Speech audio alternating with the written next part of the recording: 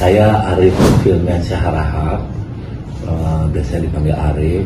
Saya manajer produksi news di iNews TV. Apakah media massa di Indonesia telah menyumbang penggunaan bahasa Indonesia secara baik dan benar melalui penerapan EYD versi 5 tahun 2022? Kita di media massa ya, kita ada aturannya. Namanya, kalau di TV itu ada P3SPS, ada undang-undang pers juga bahwa kita mewajibkan kita untuk menggunakan bahasa yang bahasa baku bahasa Indonesia. Tapi bedanya kita dengan media cetak, saya kan TV ya, ruang ini kita nggak sebanyak media cetak. Kita di TV itu kan untuk satu paket berita itu durasinya yang maksimal itu paling banyak 2 menit atau 1,5 menit. Karena kita tuh di TV punya durasi. Misalnya program berita kita berita sore lah misalnya, durasinya 2 jam. Tiap segmen ada 5 sampai 6 berita. Jadi masing-masing durasi 2 menit.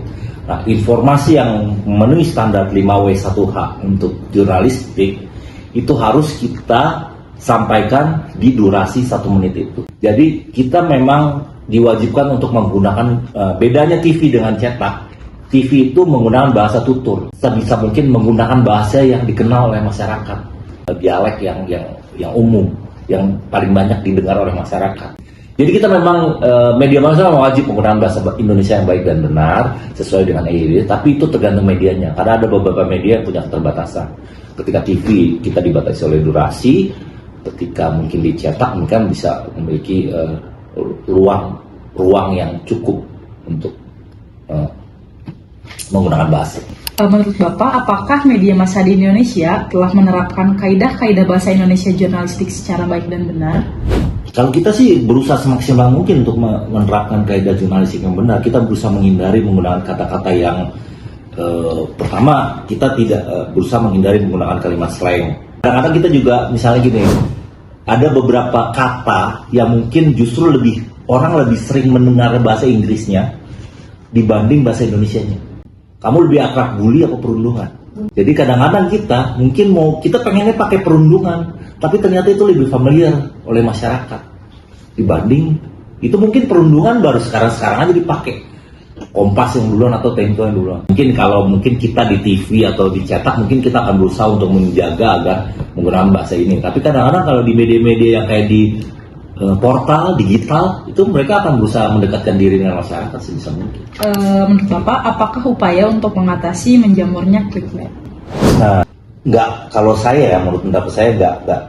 Memang seharusnya clickbait itu jangan terlalu vulgar ya.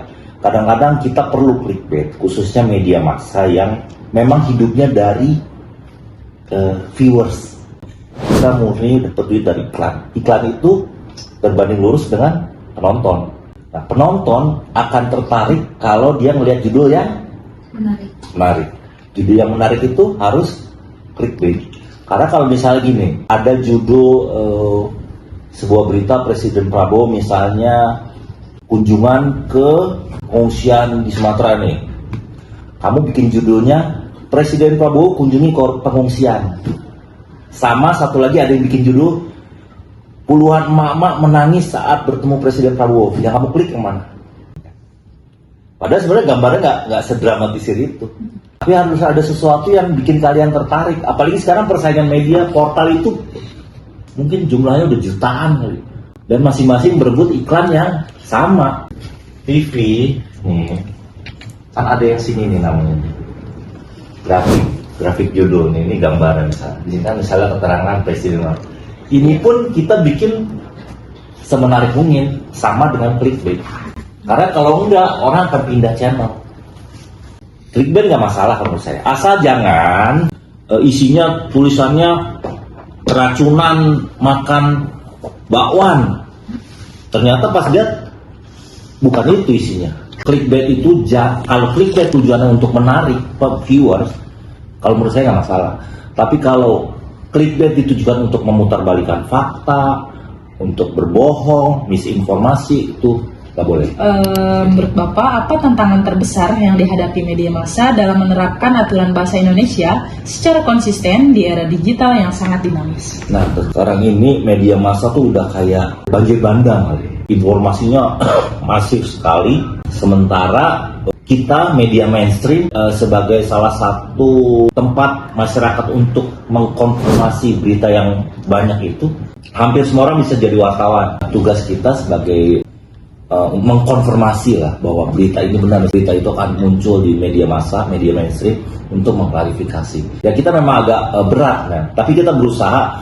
Pokoknya kita di media massa yang mainstream, kita berusaha sebisa mungkin untuk jujur kepada masyarakat, berpihak kepada masyarakat, menginformasikan sesuatu yang benar sesuai dengan standar kaidah jurnalistik, selalu melakukan check and balance. Yang terakhir, boleh diberikan pesan Bapak untuk masyarakat, khususnya kita Gen Z atau generasi muda, agar lebih peduli terhadap penggunaan bahasa Indonesia yang baik dan benar. Oke, nah sebisa mungkin kepada generasi muda, gunakan bahasa Indonesia yang baik dan benar.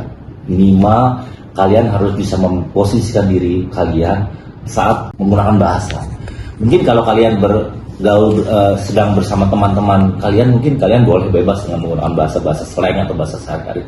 Tapi usahakan gunakan bahasa yang baik dan benar ketika dalam forum resmi, atau ketika bertemu dengan orang yang lebih tua, atau di forum-forum yang memang membutuhkan, memang formatnya adalah untuk kita menunjukkan intelektual kita gitu. Untuk benar-benar kita jaga. Tapi ini memang harus, karena kalau identitas bangsa itu kan mungkin salah satunya dari bahasa, meskipun bahasa dialek tutur kita banyak, tapi minimal ada satu bahasa yang bisa mempersatukan kita. Kadang-kadang kan nggak semua orang paham bahasa-bahasa slang di Jakarta sama bahasa-bahasa slang di Jawa Barat beda. Bahasa slang di Makassar beda. Tapi bahasa Indonesia itu kan satu, sama. Itu aja yang harus kita jaga. Baik, mungkin saya mengucapkan terima kasih banyak atas waktunya.